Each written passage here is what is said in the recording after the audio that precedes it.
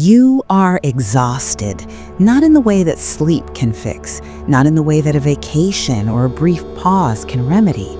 You are exhausted from the trying, from the doing, from the endless grinding, striving to wrestle your life into something it has not yet become. You have been taught that creation requires blood, sweat, and tears, that if you want something, you must earn it. You must push, hustle, and prove yourself worthy. And so you have spent years, perhaps decades, in a state of perpetual effort, believing that the harder you struggle, the closer you will come to the peace you desire.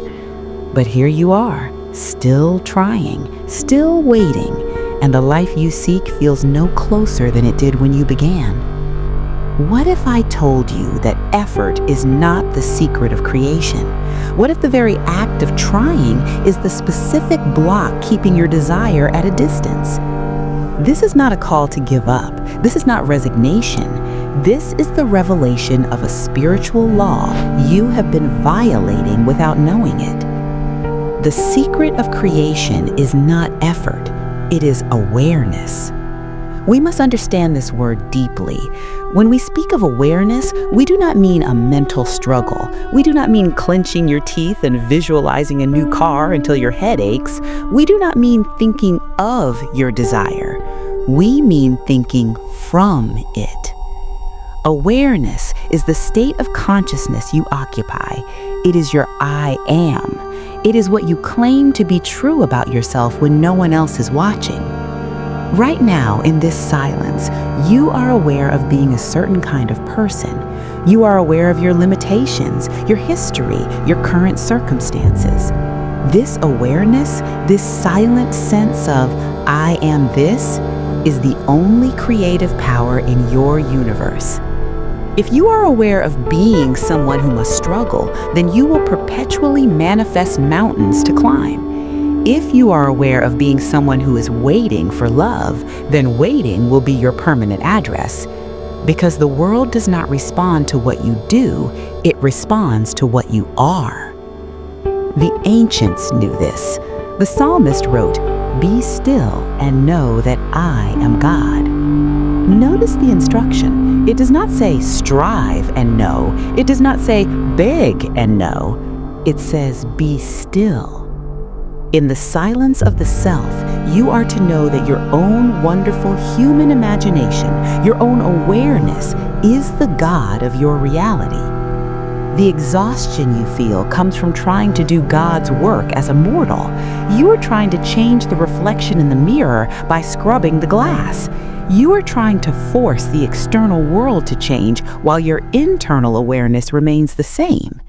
This is the cruel irony of effort.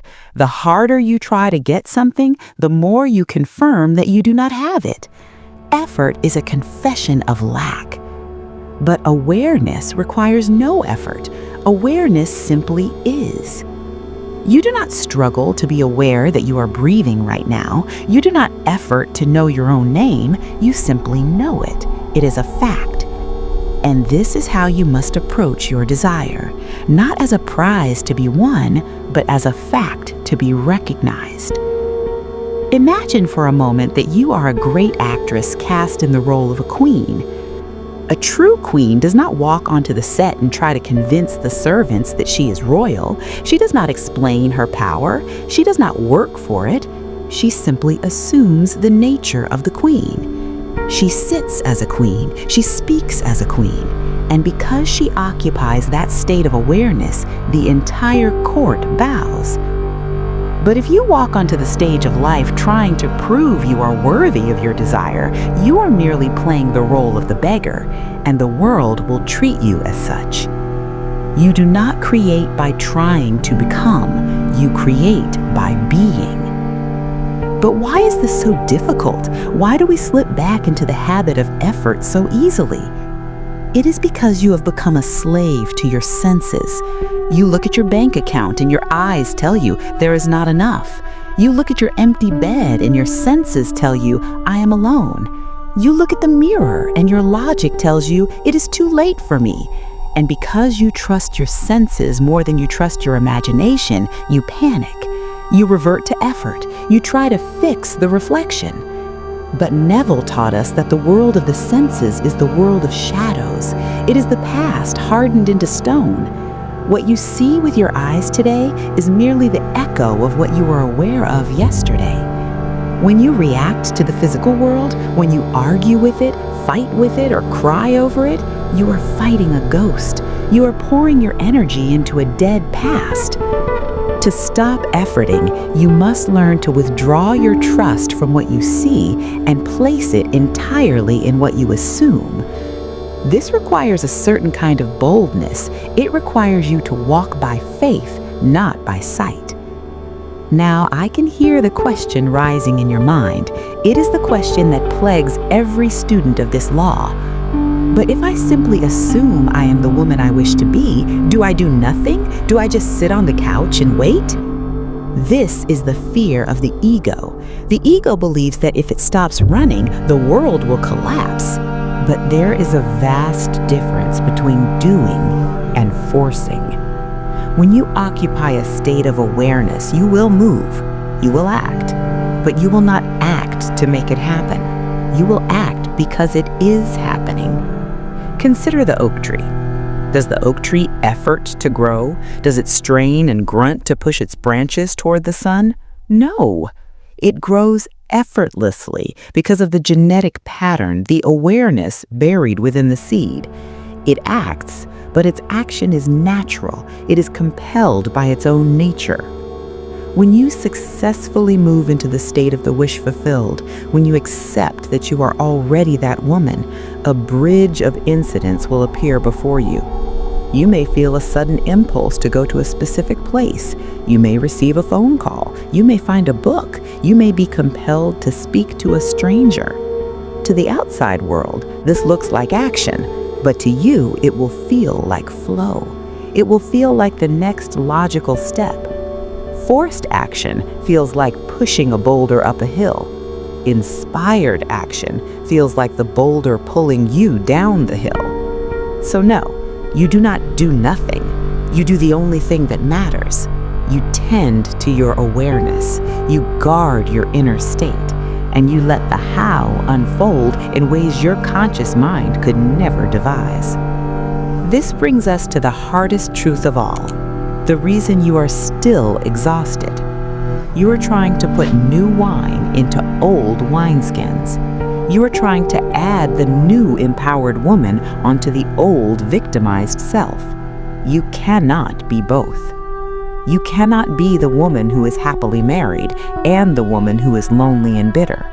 You cannot be the woman who is wealthy and the woman who worries about every penny. To be the new, you must die to the old. This is what Scripture means when it speaks of dying daily. It is not a physical death. It is the psychological death of the old concept of self.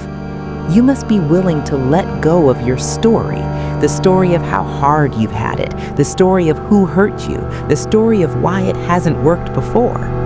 As long as you carry that old story, you are keeping the old awareness alive. And as long as that awareness lives, you will continue to struggle. Are you willing to let her die? The woman who tries? The woman who waits? The woman who doubts? Are you willing to bury her today so that the queen can rise? So, how do we apply this? How do we move from the exhaustion of effort to the peace of awareness right now? We start with a declaration. We stop asking. We stop waiting. We start assuming. Suppose you desire to be a woman who is deeply, securely loved. If you approach this with effort, you will search for love. You will change yourself to attract it. You will look for signs. But if you approach this with awareness, you simply ask yourself, who would I be if I were already loved? And you dare to assume that feeling now. You wake up in the morning not as a woman seeking a partner, but as a woman who knows she is cherished.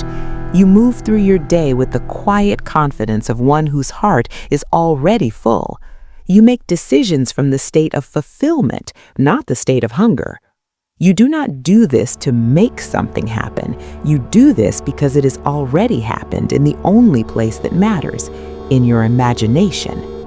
And when you shift your awareness, the world must shift to match it. It is not a suggestion, it is a law. Your outer world is compelled to bear witness to your inner state. So I invite you to conduct an experiment in silence. Pause the video for a moment if you must. Go to the comments below, or simply write it in your journal or speak it to your own heart. Write, "I am," followed by the state you are now choosing to occupy. I am secure. I am chosen. I am abundant. I am free. Do not write it as a hope. Write it as a witness statement, a decree. Good. Now that you have declared it, hold it. Do not go back to the comments section to see if others agree. Do not go back to your day and check for results. The seed has been planted. Do not dig it up to see if it is growing. For the rest of this day, whenever the old panic rises, whenever the urge to fix or force comes up, simply return to this moment. Remind yourself, I am not creating this. I am becoming aware of it. It requires practice. It requires a vigilance of mind, but it does not require effort. It is a relaxing into the truth. It is a deep, profound exhale. If you are ready to walk this path of sovereignty, if you are ready to put down the heavy burden of manifesting and pick up the crown of the operant power, then I invite you to subscribe to this channel. We are building a sanctuary here, a place for the woman who seeks substance over spectacle, a place where we remind each other week after week that the power is not out there, it is in you. Turn on the notification bell, not so you can be alerted to a new video, but so you can be reminded to return to your true self. You have nothing to prove. You have nothing to earn. You have only to accept. Stop trying to storm the gates of heaven. The kingdom is within you. Be still. Stop the doing and rest in the knowing that you are already the woman you wish to be. I am she who assumes, and so are you.